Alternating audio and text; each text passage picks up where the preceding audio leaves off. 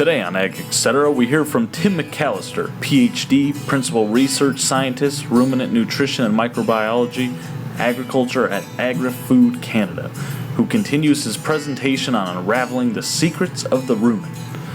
Then we'll have a segment about managing weeds in wheat, followed by a recap from the Wildlife Habitat Education Program, and we'll end with an update from Angus Beef.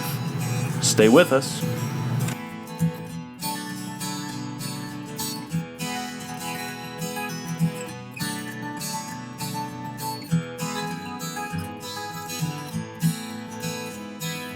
Closed captioning brought to you by Ag Promo Source. Together we grow. Learn more at agpromosource.com. This segment brought to you by Kansas Regenerative Medicine. Your stem cells, your health, your life. So, in terms of the numbers of microorganisms that are there, in terms of the sheer density, you know, a milliroot fluid is like a cc, right? You've seen the cc in the syringe, so that's pretty small. There's 10 billion, 10 to the 10, or 100 billion bacteria in every milliroot fluid. So there's 120 liters. There's 1,000 mils in every liter. That tells you how many bacteria are present in the rumen. The bacteria are the most populous. There's about 200 different species that we described today. There's also, though, multicellular organisms that live within that environment called the anaerobic fungi. So fungi live within that environment. And also protozoa, cellular protozoa also survive. Those are multicellulars, so we're eukaryotes, not prokaryotes. And then there are archaea, which is an entirely different thing. Most people think that methanogens are bacteria. They're actually an entirely different organism. And those methanogens are the archaea are the ones that produce the methane. So that's where the methane gas comes from, because those organisms are present. Those same organisms are also present in other environments like swamps and landfills. And the anaerobic fungi were at first discovered from within the rumen by a fellow named Carl Collin. Now, the population of bacteria within the rumen, our laboratory did some work, and we described those as three major types of populations, or three compartments or groups. The first group of bacteria are the least abundant, only account for about 1 to 3% of the bacteria in the rumen. So a relatively small number of the total bacteria that are present. But they're the bacteria that have the closest relationship with the host itself, because they're the bacteria that attach directly to the rumen wall, so to the ruminal epithelium. Those particular bacteria are what we call facultative anaerobic.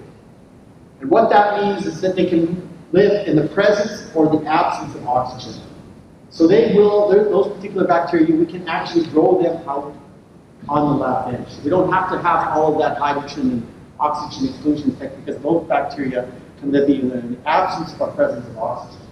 And the reason they do that is because they're stuck directly on the epithelium, and that rumen epithelium is very vasculated. There's a lot of blood vessels flowing through that, because there's a lot of nutrients that have to be absorbed from the rumen into the bloodstream and transported to the liver. And so those facultative anaerobes utilize that oxygen and prevent it from diffusing into the interior of the rumen, where it would be toxic to the anaerobic bacteria, the obligate anaerobes that die from oxygen that live in the middle. So that's one important function they do. The other important function is they have an enzyme called urease. And what urease does is it breaks down urea. And you've probably heard like how ruminants are so efficient at nitrogen utilization. And that's because they can recycle urea from the liver through the bloodstream and back across the rumen wall. So urea is a non-protein nitrogen source. Many of you probably added it to your diets as a nitrogen source in the form of non-protein nitrogen. Now, what the bacteria can do is they can take that urea and they break it down to form ammonia, which is exactly like the ammonia that you use as fertilizer when you use anhydrous ammonia. But basically what they do then, the microbes can take that ammonia, combine it back with a carbon skeleton, and synthesize amino acids. The amino acids are then used to make the microbial protein. Next time you see a beautiful field of corn, reach out and thank the farmers who work tirelessly to raise corn for livestock feed, renewable fuels, and exports to feed a growing world population. The farmers on the Kansas Corn Commission work for Kansas Corn with grower-funded checkoff dollars that support foreign and domestic market development, research, promotion, and education to expand opportunities for Kansas farmers. To learn more, visit kscorn.com. As fourth-generation farmers themselves, Heinen Brothers Ag Service understands the risk and rewards of farming. So when it comes to quality aerial and ground application, fertilizer, ag chemicals, and anhydrous ammonia, call Heinen Brothers Ag today, 800-760-4964. Ag Promo Source is a unique group of marketing specialists with one mission: help your ag business grow. Each affiliate has their own area of expertise, and they work together to bring you advice, products, and services. To get started, visit agpromosource.com. Ag Promo Source. Together we grow. This segment brought to you by Kansas Wheat. Learn more at rediscoverwheat.org. You've heard the big thing about plant-based proteins, how we need to start eating more plant-based proteins instead of meat-based proteins. Well, one of the big disadvantages of plant-based proteins for humans is that they do not have a desirable amino acid profile. We have to have, in order for us to get essential amino acids, we have to consume those in our diet. So we have to eat protein sources that have those essential amino acids in it in order for that to get us in our diet. A lot of plant-based proteins do not have an optimal amino acid profile for our diet. Ruminant animals, they don't have to worry about that because the microbes within the ruminant can synthesize all of the essential amino acids. And as a result, you can actually maintain a cow on a diet that has no protein in it. All it has to have is a nitrogen source like urea. Now they won't produce much milk or they won't produce much meat, but they can survive without any protein. In our case, we wouldn't last long. The final thing that this group does is they also have proteolytic activity, so they're capable of breaking down protein. And they're actually digesting the epithelial wall. So if you look at it, you can see there's some areas where there's no bacteria. That's because the epithelial cells have sloughed off. And those bacteria continuously digest away at that epithelium. And as long as the epithelial cells grow faster than the rate at which they digest, the rumen stays healthy. But under conditions like, for example, on high concentrate diets where the rumen pH can get very low, that can negatively affect the health and growth of the epithelium. And the epithelial cells do not grow as fast under those conditions. Under those conditions, then the bacteria can digest and you can start to have ulcers forming in that rumen wall because they're digesting faster than what the epithelial cells can replicate to offset that digestion. Probably about 1 to 2% of the protein requirements of the animal actually come from the digestion of the epithelium itself, the lumpy digestive tract. So the digestive tract itself is colonized by bacteria throughout the entire day, not just in the rumen, right? There's bacteria throughout the entire digestive tract. Now, the largest population in the rumen are the population that's associated with the feed, because the bacteria have to attach to the feed in order to digest it. If the feed is fed in a manner that doesn't allow bacterial attachment, then the digestibility of that feed will be close to zero. So this is just an electron micrograph showing bacteria digesting barley on the top side and corn on the bottom side. And you can see right away that they differ in their shapes. There's more round bacteria involved in digestion of corn than there is in the digestion of barley. And you can see that some of those bacteria, these ones down here, are full of white material, as you can see here. That's glycogen. And if you give me a sample of rumen food, I can tell you whether that animal is being fed a forage-based diet or a concentrate-based diet. Because on a grain-based diet, there's an excess of energy in the rumen, and those bacteria will deposit glycogen inside their cells. If it was a forage-based diet, you would never see that in bacteria that are coming from cows that forage.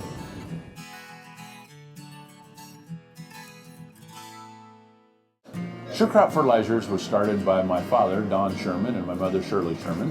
Family business that started in the 80s. We predominantly focus on plant nutrients and what we can do to give growers better responses with the fertilizer dollars that they do, and what we can do to make those things work better for the grower. We're based out of Seneca, Kansas. We work with growers in their soil analysis to figure out what they need, and then we can put those in a blend that gives them the best results, and so that we can deliver that direct to their farm so that they have those nutrients where they need them, when they need them, and so that they can apply them in a manner that's very efficient to them and works well on their planting systems and what they're doing. Sure Crop Fertilizers has been around for a long time. We always say we're big enough to take care of everything you need, but we're small enough to do it quickly. You can get a hold of us at 1-800-635-4743. Our website is surecropfertilizers.com, and you can always email me at Corey@surecropfertilizers.com, and with any questions you have, and we're glad to answer it and work with you. I'm Scott Thellman, and this is Juniper Hill Farms. Even though my parents weren't farmers, they bought this beautiful farm north of Lawrence in 1999. In 2010, I started growing vegetables on this land. Today, Juniper Hill Farms sells produce to wholesalers, grocers, and restaurants, and is focused on growing high-quality food that everyone can afford. Watch my story and the stories of other young Kansas food producers at kansaslivingmagazine.com/meetafarmer. Valley Vet Supply is devoted to providing information and professional quality products at reasonable prices. Valley Vet Supply.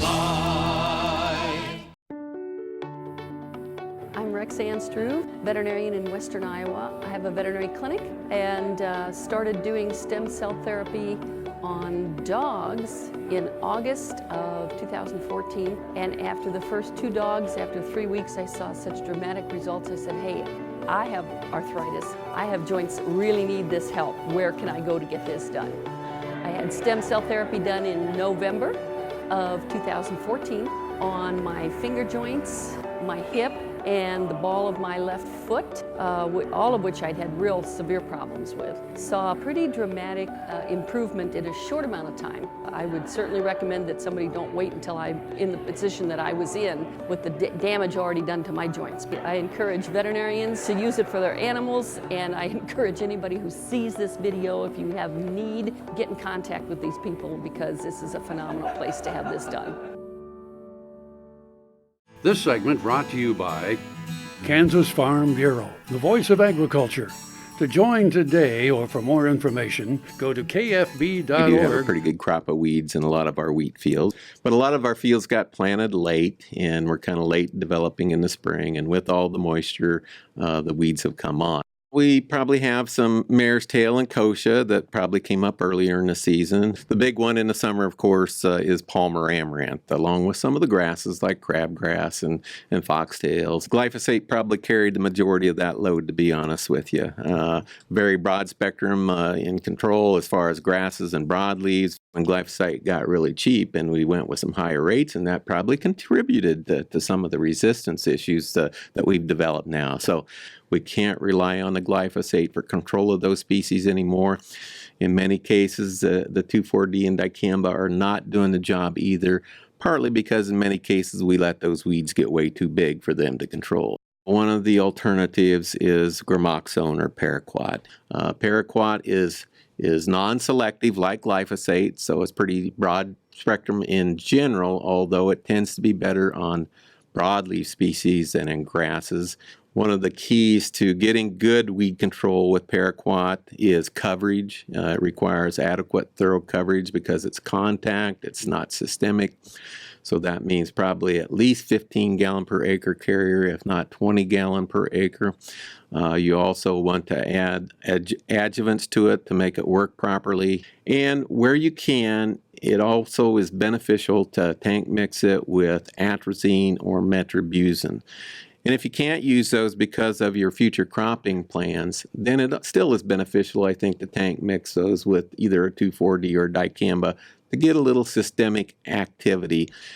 Now, the one tank mix I didn't talk about with paraquat that we probably should address a little bit is glyphosate.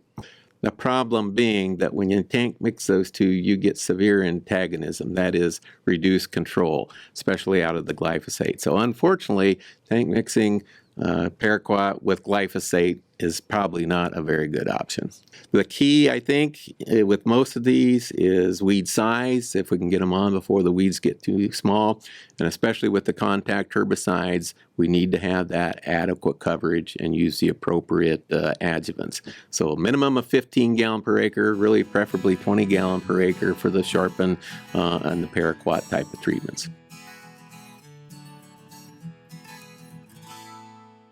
Kansas Farm Bureau, the voice of agriculture, represents grassroots agriculture. The state's largest and most powerful farm organization stands up for its members through leadership development, agriculture education, legal defense, environmental advocacy, farm safety, and risk management. Members also enjoy money-saving benefits. To join our organization today or to learn more, go to www.kfb.org or find us on Facebook and Twitter. Welcome to Western Kansas Wildlife Travel Center, right here in Oakley, Kansas on I-70 at exit 76. I-70, after all, is America's Main Street, and we're right here on Main Street for you.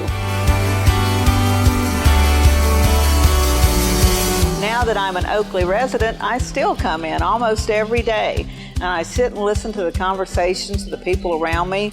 You know, the guys who are talking about the big elk they just bagged, or the folks who are taking their kid to college for the first time. People just traveling up and down the highway. Real people, just like you and me. And they find just what I find here, real people to serve them. There's history, there's scenery. We hope you'll stop and see us soon. Welcome to Oakley.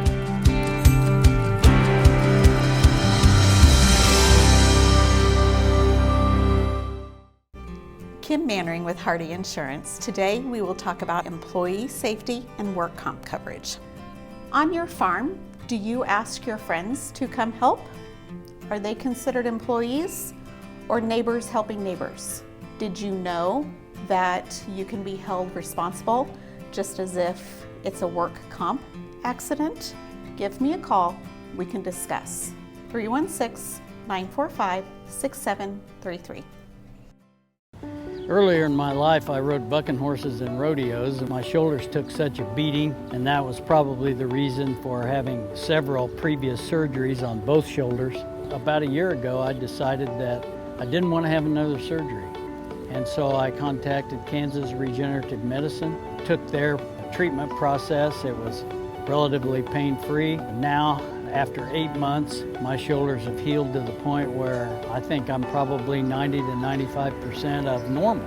It takes a couple of months to start to see results and feel real progress. That continued to increase gradually until now at approximately 8 months. And I'm extremely pleased. I've got full range of motion. I can lift weights, I can throw, I can do a lot of things that I couldn't do without a lot of pain previously. So I'm tickled to death with the results, and I'd recommend this process to anyone. This segment brought to you by Kansas Corn. Learn more at kscorn.com.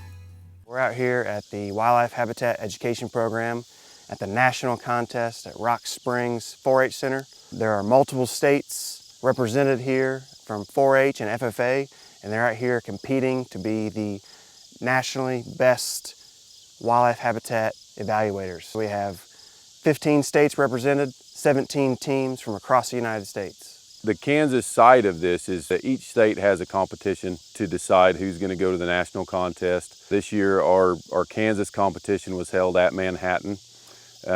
We move it around the state every year. There are 3 different ecoregions within the state, and we try to move the competition around between those different ecoregions. So this year it was at Manhattan. We have high school and junior high teams that compete. The high school team that wins the senior division is the team that gets to move on to the national contest, which we're doing right now. And that team this year was the Cali County 4-H team. So for getting here, we actually started practicing last summer, and then we just practiced. We had our weekly practices, and then we went to our state competition, competed against 11 other teams. We got first in the state, and therefore we were promoted to the national contest this weekend. Here we've got our tall grass prairie, And down in Georgia, we've got our southeastern mixed and outer coastal plains. Honestly, this was a big change for us, and so we've had to kind of adapt with that along our journey.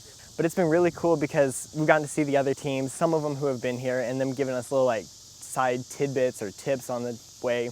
Or like yesterday, we were out in the prairie again. We were just kind of wandering, seeing how the different wildlife management practices actually apply in real life.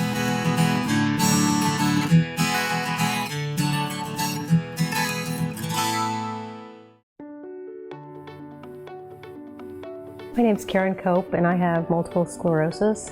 When you have MS, on the outside you look great, but you know what's really going on in the inside is chronic body pain, chronic fatigue. And there's lots of days that I'd wake up and say, oh, please God, help me get through this day. You know, after stem cells, Chloe, my youngest daughter, she was asked by my father-in-law, how's your mom doing? And Chloe said, Grandpa, I've never had a mom like this before. Because she was 8 when I was diagnosed, and she really had no other memory of me but being sick. It's really the simple things that we do as a family, like play cards, and to be able to win at cards. You know, they all laugh because I used to repeat myself and say, what hand are we on? You know, where are we at? And it's just been really a true blessing from God, and we're really thankful. Kim Mannering with Hardy Insurance. Today we will talk about umbrella coverage. Did you know that if your cattle get out, you could be held liable for that? Call me, let's have a discussion. 316-945-6733. Fort Wallace was the fightingest fort in the West. Fossils, Indians, soldiers, scouts, wagons, trails, pioneers, stories. Discover the story of Fort Wallace and the people who served here, the people who fought here, the people who settled here. Wallace County, where the past is present.